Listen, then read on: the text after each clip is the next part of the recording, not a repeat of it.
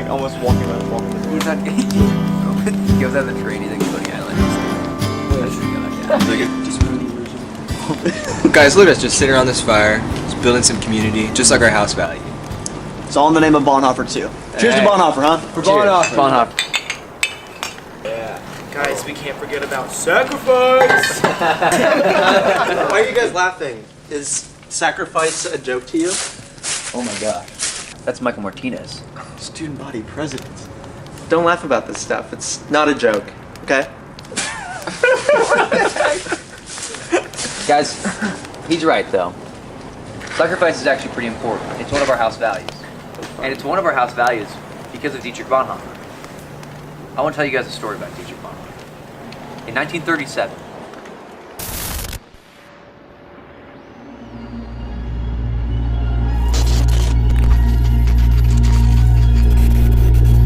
Nazi control was intensifying in Germany. Hitler and the Gestapo continued to suck the power from the people. No one had a clue of what to do. Hitler was a steamroller, and the only way to escape getting crushed was to jump out of his way or jump on his back. World War II was looming. Utter chaos ran rampant throughout Germany. Any ideas opposing the Nazis were suppressed. Yet, none of this fazed one man in particular, the man of our story tonight, Dietrich Bonhoeffer. He was willing to sacrifice all that he had for his ideals and his convictions. Amidst the horrors of a Nazi-dominated Germany, Bonhoeffer, a pastor and professing Christian, opened up an illegal underground seminary in order to train emerging preachers of the faith. But wait, isn't he breaking the law? How's their sacrifice in breaking the law? Well, we'll get to that, but let me keep telling the story first. Bonhoeffer had no choice. He had to take some sort of action. What was he going to do? Sit down and wait for Hitler to destroy the world? What was next? Where would he stop? Attacks on the Jews were attacks on the people of God, after all. So this couldn't go any further. Bonhoeffer had lived his life in hiding long enough. Trying to build the church from the underground wasn't working.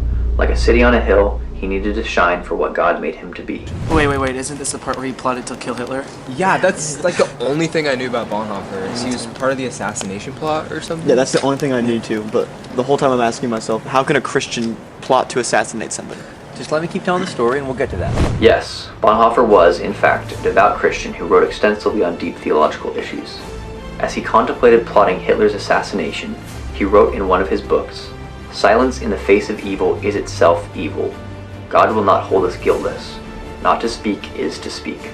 Not to act is to act." He could not be a man of God if he were to sit in oppression, so he worked day and night, running over and over in his mind plans on how he could take out the most dangerous man in history. These thoughts weighed heavily on his heart.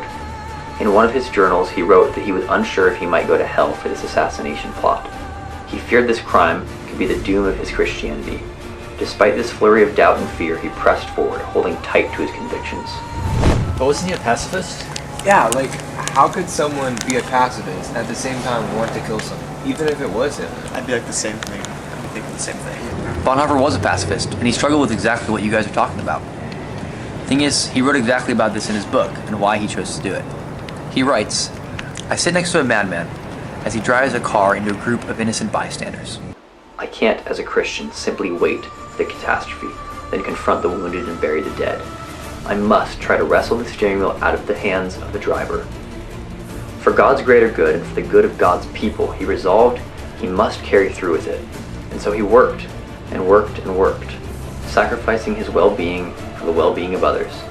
This involved countless hours of planning, countless hours of praying, and, most dangerous of all, smuggling Jews out from the clutches of the Nazi Party. On one trip, on April 5th, 1943, while moving 7 Jews out of Germany, Bonhoeffer was caught. Bonhoeffer's plot to assassinate Hitler was uncovered, and he was arrested in 1943. He was taken to the Flossenburg concentration camp, where he stayed for 2 years. Dang, 2 years in a concentration camp? Guys, Michael was right. Sacrifice really is important. Bonhoeffer really did sacrifice everything.